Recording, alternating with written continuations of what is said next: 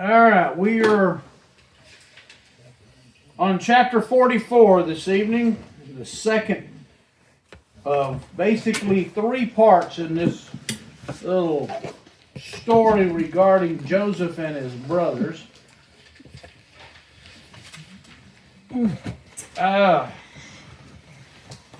Joseph's not done Well- among the coals yet, is he? Some of the commentators that I read say that essentially Joseph is trying to determine if his brothers have repented, if there's any change in their attitudes toward each other and toward the family, and that may very well be true. But on the other hand, you can't help but wonder if Joseph isn't also dragging this out a little bit just to get some revenge. Personal satisfaction. yeah. Out of it. Yeah. I mean, the Bible doesn't tell us what his motivation is. I mean, all we can do is speculate. And it is a guess on anybody's part as to just how spiritually mature at this point Joseph himself is, as to whether or not he's given his brothers a hard time intentionally, or if he is trying to really figure out where they are with regard to their family relationships. Or the third possibility, he could be trying to determine where they are and get back at them all at the same time.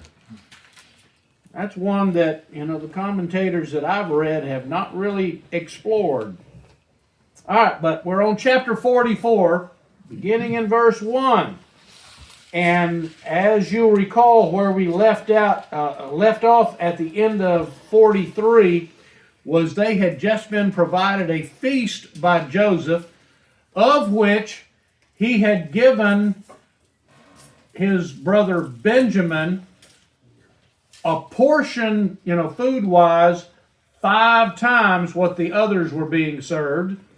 He also had them seated at the table according to their birth order, which they would not have told him. All they would have known is who the youngest and who the oldest were.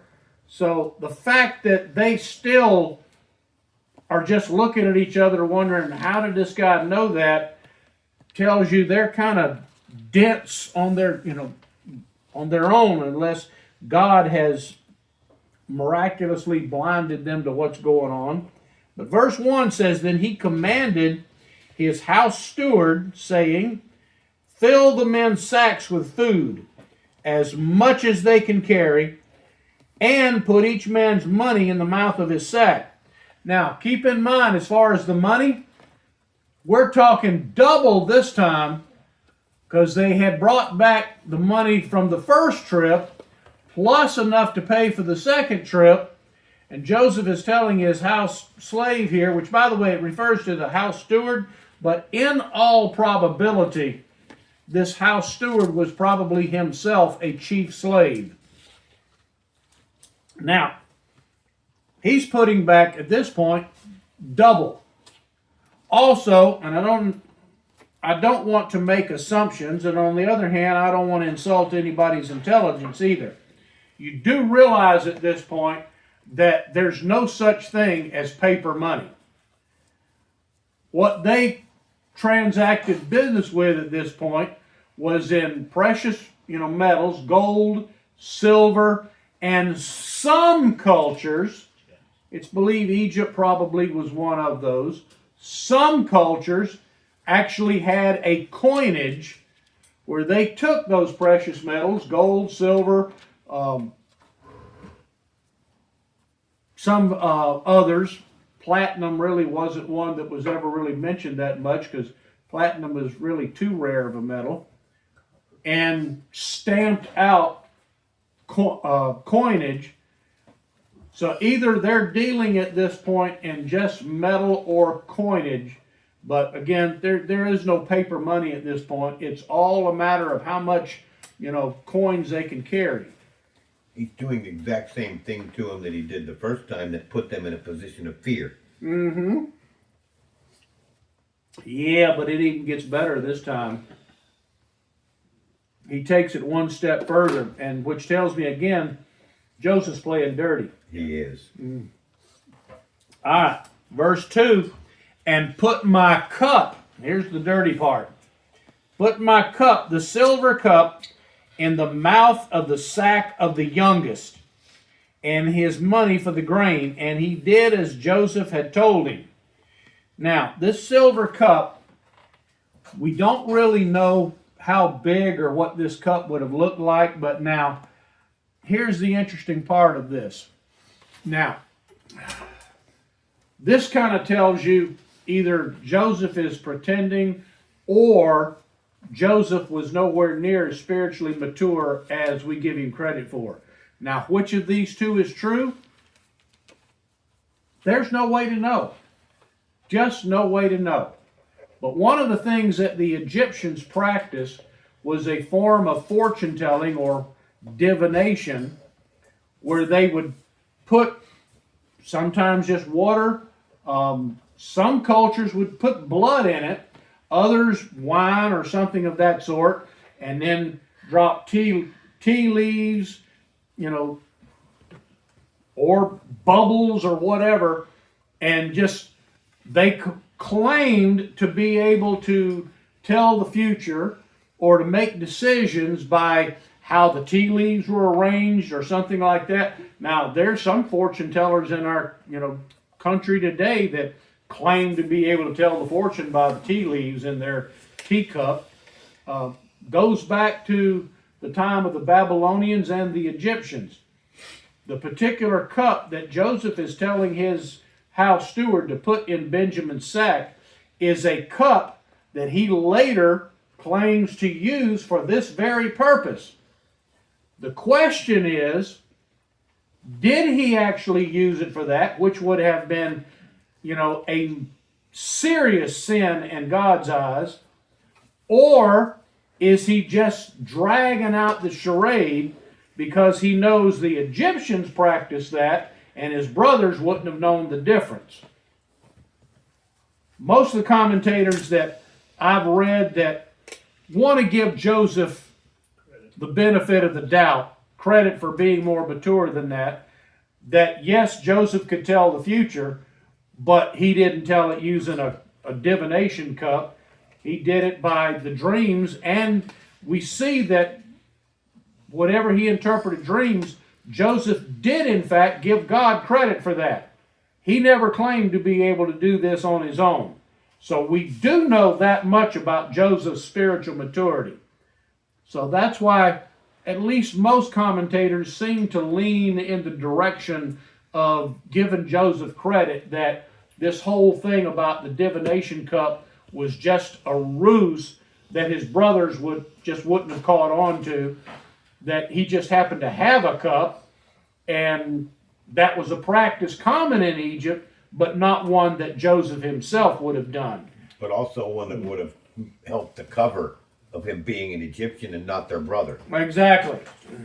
All right, but anyway, said he did as Joseph had told him. Verse 3 says, as soon as it was light, the men were sent away, they with their donkeys. They had just gone out of the city and were not far off when Joseph said to his house steward, up, follow the men, and when you overtake them, say to them, why have you repaid evil for good? Is not this the one from which my Lord drinks, and which he indeed uses for divination? You have done wrong in doing this. Now, of course, at this point, they have not yet found this divination cup. The chief steward is simply making an accusation that somebody stole the divination cup, and it must have been you.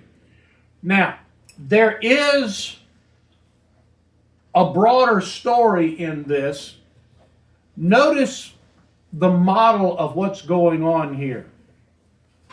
This whole Hebrew family goes to Egypt to get food. Then, when they are sent away, with, by the way, all the money and now this gold or the silver cup, basically they're leaving with more than they came with. Enriched. They've been enriched, and they get just outside of the city, and Joseph sends his little personal army after them. What do you see in this? The Exodus. That's the model for the Exodus. Exactly. 400 years after this, what do we see happen? Pharaoh sends the Hebrews, all of them, several 100,000, if not over 1,000,000, later, and just as soon as they get out of sight, Pharaoh changes his mind and says, send the army after them. So what you're seeing here is almost point for point the model for what happens in the Exodus 400 years later. This also clearly shows the steward is really in on the whole thing.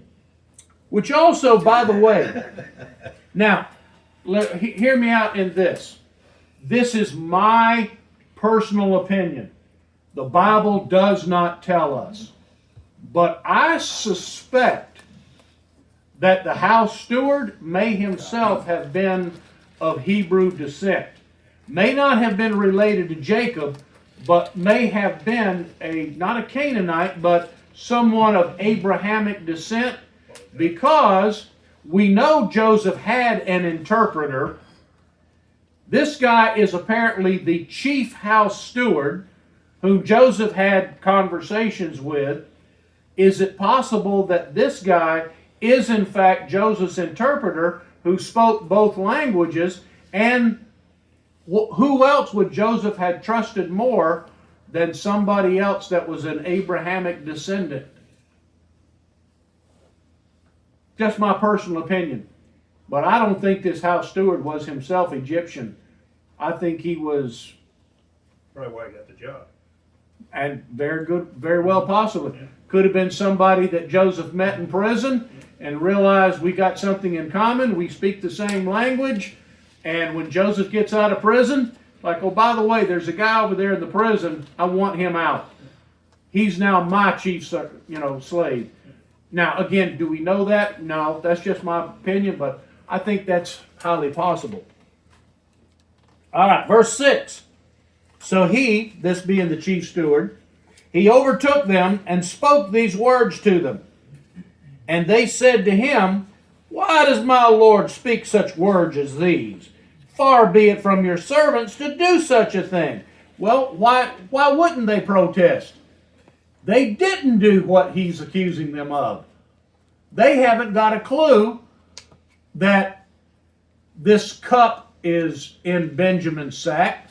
They also don't know their money's being returned. Which also tells you they haven't really gotten out of their, naivety yet, because if they got all the way back home the last time and found all their money in their sacks, you'd think before they left town this time they'd have checked. Apparently they didn't. Behold, the money which we found in the mouth of our sacks we have brought back to you from the land of Canaan. How then could we steal silver or gold from your Lord's house? Well, that's an honest question there. They said if we were real thieves, we certainly wouldn't have come back with the money we found the last time. So why in the world would we bring it back and then turn around and steal it again? So, they're clueless here. And they're being honest that, it doesn't make any sense that we would be stealing this, which makes you wonder how many times this chief steward had to bite his lip. Because he probably can't help but probably wants to turn around and snicker.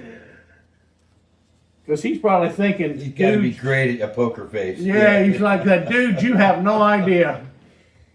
So, with whomever, now here verse 9 tells us just, again, just how clueless they really are. With whomever of your servants it is found, let him die. And we also will be my Lord's slaves.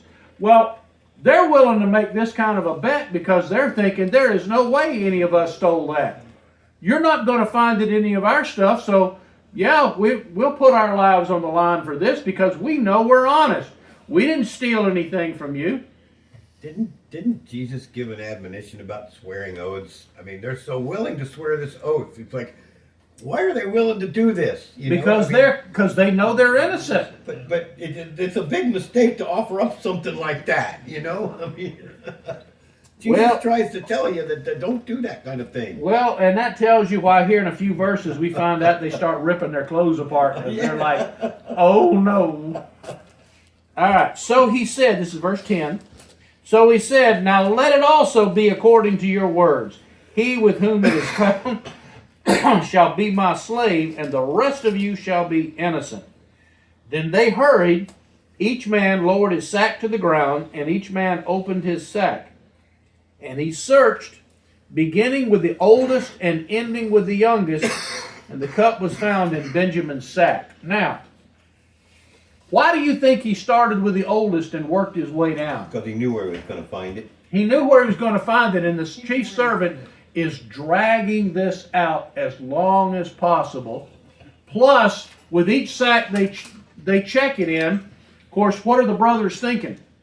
Who took it? Nah, you didn't find it in that one. Sorry, not in that one. Not on the, nothing up that sleeve. Nothing up this sleeve. You figure by the time they get down to Benjamin, they're all looking around at each other and smiling. It's like, see, told you. Until he gets to the last one. Then they tore their clothes, and when each man loaded his donkey, they returned to the city. At this point, they're thinking, something's fishy's going on. Either that, or they're all looking at Benjamin going, Benjamin, how stupid can you be? No, because they all found all the money in their sacks too. So they know this has been done to them again. So they know that silver cup was put there. They know Maybe. Benjamin didn't take it. Well, maybe, but either way, the point is that, yeah, surely by this point they've all found their money because each one had to open his sack. But the thing that they're being accused of is stealing Joseph's divination cup. Right. That's what they're looking for. Nothing is said at this point about the money. Yeah, the money's not even mentioned. No. But they must have found the money. You and would realized assume. what, this has been done again. So, but why tear their clothes? Anybody know? Because that's what That was they their did. custom of That, woe. right? that was their custom. That whenever somebody was in mourning, they did two things. They throw dirt up on, in the Ashes. air, up on their head, and tear their clothes. I can't help but wonder how many, sets of clothes that people went through back then. And wear sackcloth. You Yeah. can tear the sackcloth, see. By the way, anybody not know what sackcloth is? We have something similar. We don't call it sackcloth. We have something very similar. to Burlap. Burlap. Yeah. Which, Not Pretty rough comfortable. stuff. and if you've ever tried to worn a burlap shirt, that man, talk about something scratchy and Burlap you, loincloth would be worse. oh yeah, and you definitely want to tear that booger off. Is that what the Pharisees and Sadducees had them all pre-stitched so they rip at the stitches so they could resew them? I think some of them probably did, Yeah. but How many of those expensive vestments could they afford to go through? yeah, but yet at this point they're tearing their clothes because they're thinking, what has happened? We're sunk. Now, verse 14 is where it really gets interesting, and this is what Joseph wants to hear. When Judah, notice it did not say anything about Reuben or Simeon. It says Judah. Or I should say Levi included. Judah was the fourth son. When Judah and his brothers came to Joseph's house, he was still there, and they fell to the ground before him. Gee, wonder why Joseph's still at home. He's waiting on them to get back. Joseph should have been off at work by this point, and he's still sitting there, probably with a smirk on his face, wondering, now, about what time is it? According to the sundial, they've been gone a couple hours. Yeah, they ought to be back shortly. I can't help but wonder, again, I know Joseph wants to know where his brothers really are, where their heads are. But you still can't help but wonder how much satisfaction Joseph is getting out of some of this. All right. But again, verse 14, the shift is not to any of the other brothers, not even Benjamin. The shift and the focus at this point is on Judah. Now, why do you suppose the focus at this point is on? Why does the Bible focus only on Judah's response at this point? Bloodline of the Lord. Bloodline of the Messianic bloodline. But all of this also tells you why God chose Judah to be the forefather of the Messianic line. Because, of course, we know Reuben, Simeon, and Levi all were in disfavor with their dad. And Reuben, even as many times as he's tried to get his old dad's good graces, Jacob still essentially keeps Reuben at arm's length. He just doesn't trust Reuben anymore. Judah, on the other hand, made some sinful mistakes, but none of Judah's mistakes brought dishonor on the rest of the family or upon Jacob. And in their last little interaction with Jacob, Judah is the one that has put his life and his kids' life on the line, saying that if I don't bring Benjamin back, take it out on me. It's going to be my fault. Now, where's the messianic message in that? I'm willing to make the sacrifice. There you go. Put the sin on me. And in fact, while in our English Bibles the phrase is translated as, Judah says, it'll never depart from me. What Judah actually stated in the original Hebrew essentially is this. When he says, if I don't bring Benjamin back, the sin will be on me forever. You can't get more messianic than that. So that's why at this point we see all the focus on Judah, because we're talking messianic bloodlines here. All right, we're going to go probably down about verse through 17, and we'll call it quits there. When Judah and his brothers came to Joseph's house, he was still there. They fell to the ground before him. Once again, a fulfillment of his dream. And Joseph said to them, what is this deed that you have done? Do you not know that such a man as I can indeed practice divination? So Joseph's dragging it out and telling them, said, how do you, think that, how is it that you think that I wouldn't know this? I know these things. Now again, that's where some commentators say Joseph's just dragging it out. Others say, well, Joseph may have actually done that, but I find most commentators seem to believe that Joseph's just playing the game at this point. So Judah said, what can we say to my Lord? What can we speak? And how can we justify ourselves? God has found out the iniquity of your servants. Behold, we are my Lord's slaves, both we and the one in whose possession the cup has been found. Now, when Judah says God has found out our iniquity, what's he talking about? He's certainly not talking about the cup, because they didn't steal it. Nope. Throwing Joseph in the pit. Throwing Joseph in the pit. Judah basically is throwing out and confessing the crime that they committed, 22, 23 years earlier. No, wait a minute, it's been longer than that. We're looking at nearly 30 years. He is confessing the crime they committed 30 years previously. And that is what Joseph is waiting to hear. Verse 17, but he said, far be it from me to do this. The man in whose possession the cup has been found, he shall be my slave. But as for you, go up in peace to your father. Now, Joseph, this is Joseph speaking here. When he tells Judah, Judah's offered and said, well, we'll all be your slaves. God has, God's done caught us. We've been found out. And Joseph said, no, I'm not that kind of person. I'm not going to hold you all responsible for something that one of you did. All the rest of you are free to go. Benjamin's the one that it got found in. He gets to stay here. And he'll be my slave. Well, again, that's the very opposite of what Judah wants to hear. Or any of them for that matter. Because Judah put his life on the line to save Benjamin. And now, of course, does Joseph know any of that? Probably not.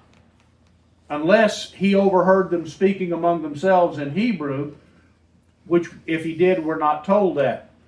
But essentially, Judah has agreed that, no, I'll put myself on the line for Benjamin to assure that he comes back. And now Joseph's saying, no, all the rest of you can go, but Benjamin's staying here as the slave. Because he's the one that had the silver cup.